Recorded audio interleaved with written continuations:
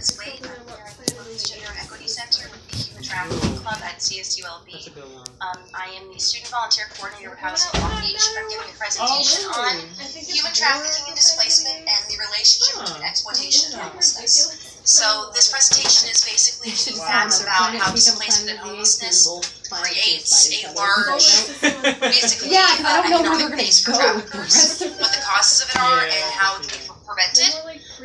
If you have any questions, feel free to email me. I'm going to link all of the statistics and data and all that kind of stuff later on in the doobly-doo when this is posted. And thank you to Alex for recording me and for founding the club too. That was pretty cool. Awesome. Thanks, Alex. Okay, so human trafficking and displacement, the relationship between exploitation and homelessness.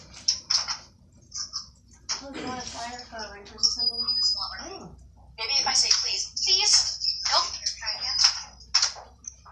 There we go. So it goes without saying that displacement caused through either gentrification, war, poverty, aging out of the foster care system, or various forms of institutional discrimination in housing has helped to make large swaths of the population, both abroad and at home, vulnerable to trafficking. I want to dispel any myths that this isn't happening here, because it absolutely is. It's a huge problem here, as much as it is in many other countries where Americans stereotypically think of corruption and exploitation and a lack of rule of law. Young people living on the streets are frequently forced to give sex in exchange for food and temporary shelter, and half of all LGBT youth who are thrown out on the streets are actually promised for sex in the first 24 hours of them being on the streets. Of all the demographics living on the streets in the United States, homeless youth are the ones most frequently targeted for trafficking. Obviously, this is because, they lack the economic means to protect themselves. They don't have families. They're very easily sucked into the promise of acceptance of shelter, food, and also the fact that traffickers very frequently target these young people by giving them attention, a sense of approval, offers of a job, same tactics that traffickers always use to reel people in and then force them into dependence and exploitation. So it's really important to focus on both the fact that they lack economic means, but also that they're psychologically manipulated. Free food always gets people. It's wonderful. So runaways are perceived as easy targets for sex traffickers because they often cannot go home and have few resources. These factors expose homeless youth to criminal exploitation such as forced prostitution and sex slavery. Case study on human trafficking, covenanthouse.org. If you want more information on human trafficking, go to covenanthouse.org. We've got some great studies that they've done doing actual one-on-one work with homeless youth populations. According to a study conducted by Lifeway Network and Hofstra University, between 2000 and 2010, service providers in New York City interacted with more than 11,200 confirmed victims of human trafficking. The city of New York contains less than 50 dedicated beds to house survivors of human trafficking. So one of the big problems in trafficking is that people fall through the cracks. There isn't a legal net to provide safety for the victims. Pretty much. And there's a lot of holes in our legal system in which trafficking victims fall through as youth, they fall through as homeless people, and they fall through even when they are taken by the authorities or looking for shelter. The resources aren't there. In part because it's perceived that trafficking and slavery are things that happen over there, but not here. Do happen here. So the more we understand that's happening here, the more compelled we are to, or more we can compel lawmakers to actually address the problem. In 2008, a study from John Jay University found that as much as 50% of human trafficking victims in the United States were young boys. So it is true that the majority, in terms of sex trafficking, the majority of people soliciting prostitutes, soliciting people who are being forced into sex trafficking are men. But victims of sex trafficking are equally male and female. Men are very much, young boys, very, very much just as much at risk of being trafficked as young girls are. The stereotype is normally girls are the victims, men are the perpetrators. Overwhelmingly, yes, men are perpetrators, but the gender, there's really no preference for gender in terms of who is victimized. LGBT youth, while already making up 40% of runaways and homeless youth population in the U.S., are exponentially more likely to fall victim to human trafficking in the United States. Like, you can't do it on Human the spot, traffickers like, are experts at spotting and targeting children on the streets without a place to go. Does it have to The be like that, LGBTQ DJ? community falls victim to sex trafficking because of the discrimination they face. They tend to look for comfort and acceptance. It's a psychological aspect that I mentioned with homeless youth and how they get ensnared into traffickers and are manipulated into entering into these webs of exploitation. What are the institutional catalysts for the quote above? Basically, what in our institutions are missing the mark or going wrong and causing this? And what can we potentially do to deal with it? I know, right? I know. So what's causing this? A broken system. Foster youth who age out of the system are many times left entirely to their own devices in an extremely difficult economy with no family support. So you get out to the streets. You have no parents to rely on, no extended family. I know. You don't really see education as attainable, and you are in an economy where rent is very expensive, housing is very expensive, school is difficult to obtain. So even if you can get a full-time job, you really still can't afford shelter. So it creates a kind of an impossible problem of how do I obtain shelter when I'm homeless if it's just not feasible, if it's not affordable. An epidemic, the opioid epidemic in the U.S. is doing unprecedented harm to youth, frequently forcing them onto the streets into the foster care system because of drug-addicted parents. That is definitely fueling this crisis, as I think it's safe to say that many people in the criminal justice system are there because of drug abuse. Many families are split up because of drug abuse. It's one of the biggest catalysts for family splits and homelessness and abuse and all those issues. Bigotry, extreme homophobia in many families has created a paradigm where LGBT youth are thrown out when they are outed or choose to come out. So, needless to say, if you ever encounter an LGBT youth, never out them, ever. Really, don't ever out anybody, but if they're a youth, it goes doubly as much to do everything possible to protect their privacy, because the stakes are even higher for young people who don't have a place to live outside of their parents. And gentrification, the supremacy of property developers has put many of us in urban areas out of the running to rent or buy property, making the struggle to obtain permanent housing for the most vulnerable among us virtually impossible. So if there are people making middle regular incomes who are having trouble affording the rent, affording a mortgage, imagine how impossible it would be if you were a youth or a homeless person out on the streets to get an apartment. It's just not possible in this given economy. You could be working 40, 50, 70 hours a week, and you still would not make enough money. And even if you did, requirements for actually getting accepted as a renter are so discriminatory and so difficult to get through that you could even have the money and you still will not get an apartment. It is. So this creates an extremely difficult, not difficult, virtually, it's virtually impossible to get around for people who don't have a place to live. Suggestions. So these are a couple of suggestions that I put out just to create discussion and get people's minds going to deal with the institutional failings that are pushing this problem. So, one, changes in the way drug addiction is considered in the criminal justice system. Many families are torn apart and children taken into foster care when parents become addicted to chemical substances. Rather than being treated as a dire health problem and receiving treatment in accordance to this diagnosis, many parents become grist for the mill for the prison system.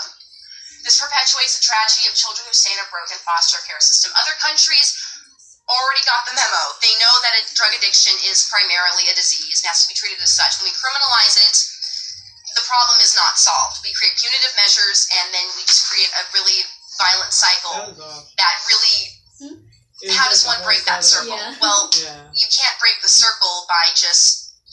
You have to break the circle by changing your fundamental paradigm or your view of what drug addiction is. It's not necessarily criminal behavior, it's a sickness, it's an illness, it's a health crisis. We don't criminalize diabetes, we don't criminalize cancer, but we criminalize substance addiction, which is always rooted in either some sort of social deficiency or emotional problem. competitive? No, it's Education reform. Only 5% of youth who have been in the foster care system will ever go on to obtain a big BA degree.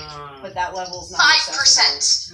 Institutions of higher education must do a better job of making themselves accessible.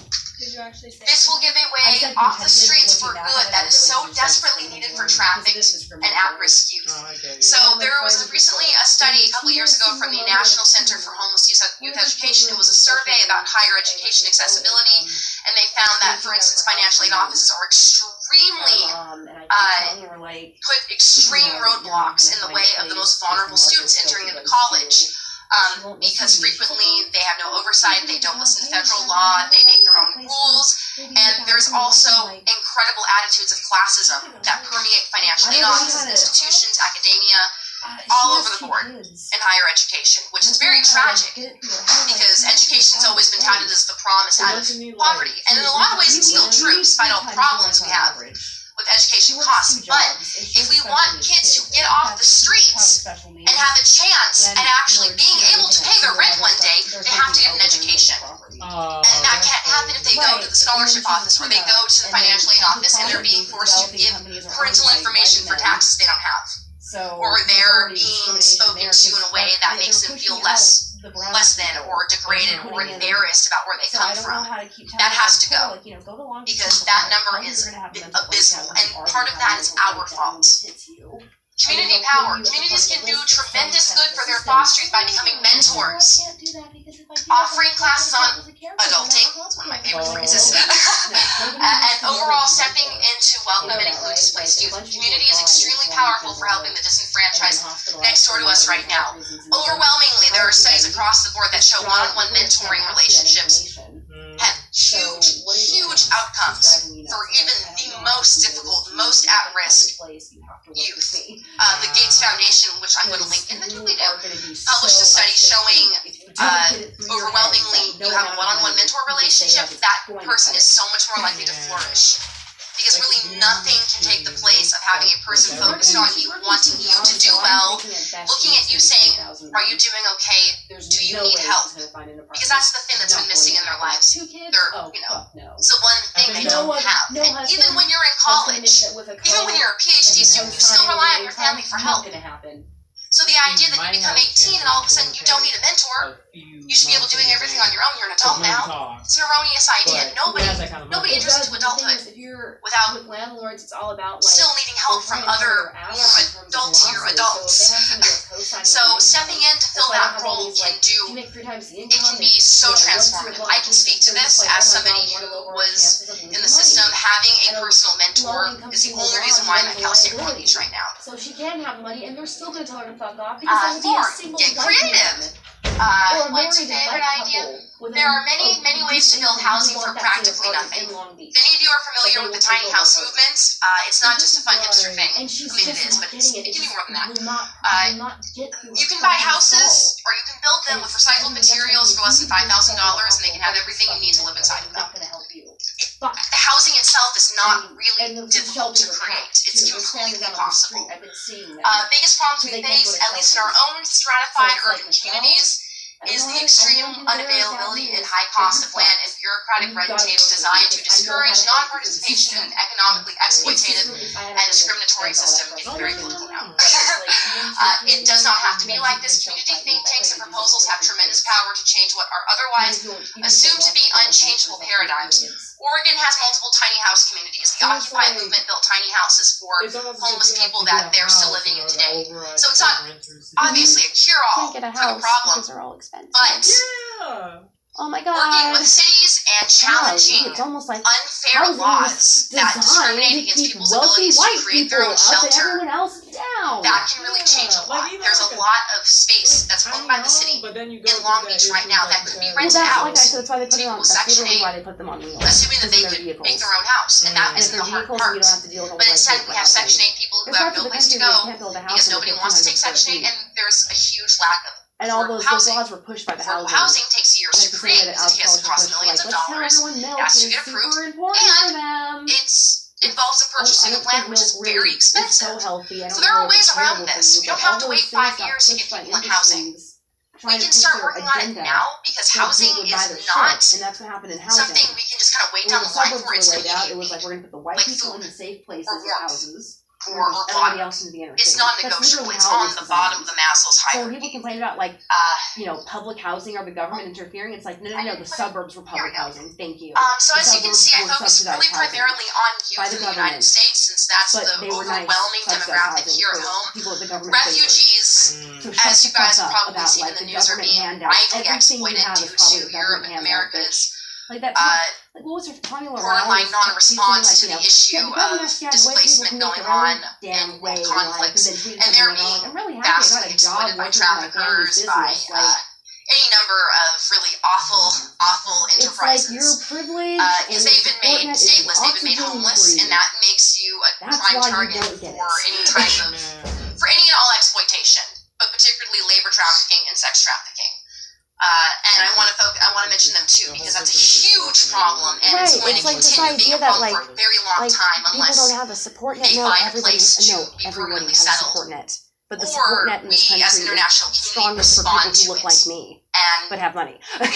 That's like if you were basically, in the it's supply and suburbs, that demand. entire You all have a that demand stuff for happened because cheap labor, government you have a subsidies demand made for it sex possible for people to trafficking. own houses like that. And I don't think the It demand wasn't is going to because go people down per bootstrapped se their because motherfucking that's way a dark into part of having a the big human house in a nice condition, area. but what we Because can the do is cut government off made it supply. happen and You made it cut off supply by accessible. putting people in housing where you place That them idea of like the somewhere. government has to get out of the way You of do those everything. You things, had what demand you will still had be there, because but the the supply government will be favored gone. you. So you shut the fuck up with I that don't stuff. know That so makes much no about how to sense. deal with the demand for it. I'm sure there are other ways, but if we wanted Free this market vicious cycle to ideology stop, is so we can do something about the supply. it's not And you based get on rid of supply anything by putting that's people in actually housing, substantive or real giving about them economic stakes to be reality. a part of, or permanently placing them. This is why I'm starting. So I'm actually going to start a if you podcast where save I'm like, one, it's it's like as a if debating you've saved podcast the where I'm going to entire find people who don't world. agree To with quote me from the and bring them on and we're just going to argue about stuff, Schindler's like in a List. respectful way. So my Like suggestion on one is hand, two I'm like, I things want for to our find club. Republicans and A project I conservatives and think Trump is supporters to doable, argue with, but at the or other that I hand, think I is don't doable want for to next because they semester don't is argue for the about club to anything adopt and substantive. They just mentor yell foster youth in our city. for no, By they don't helping even to yell. They change just the say odds things for that are one so person at patently risk of being false. You don't even trafficked, know where to set an start example to breaking other it people in down. our community and do tremendous Like good I want for to dialogue individuals' with you, life. but I can't when I everything think you it's say is doable. wrong because I I have to think break down why everything you said is creating a wrong. relationship with one person who could go to college or could fall into trafficking, we can be the ones that push them towards college. Just the group of people in this room has the power to do that for that one person. Even if we don't have the power to immediately make the Trump administration have a heart or change international law, we can do something for one person right now. And I would also like to propose we commit to a monthly financial sponsorship on behalf of a refugee abroad to help them from falling into trafficking. So I think What do these they two do in the things, equity we can change center? the lives We of people. DJ And that's a and we great party. start. Obviously, we want to keep pushing Turn the for, lights out. We've all got like politics raves. and What are those pushing things? for And widespread yeah, exactly. ways of addressing the problem. But from what we can do right now, just dealing with Yeah, one right? individual, one human life, that is a And then big they come in and accomplishment. just turn all the I think lights it's off and doable. go back to their, We have to iron you know, out the practicalities of it, whatever obviously, this is. logistics, but I think this would be a really fantastic start for our club to start addressing the issue of displacement and human trafficking. Do you guys have any questions or any comments or anything, or you want to argue, throw tomatoes at me? No? No? Okay. So that's a presentation. I'm going to keep working on this. I'm going to keep honing this presentation because I think it's an important issue. If you're watching right now, thanks. I'm going to provide all the links and everything. And please join the Human Trafficking Club here at CSULB. We're doing very important work. And Oh, that's messed how up. to end this? How do you do? Oh, man. Don't touch my stuff. Not my kitty earrings. The kitties are gonna guard everything, so there we go. Don't do it.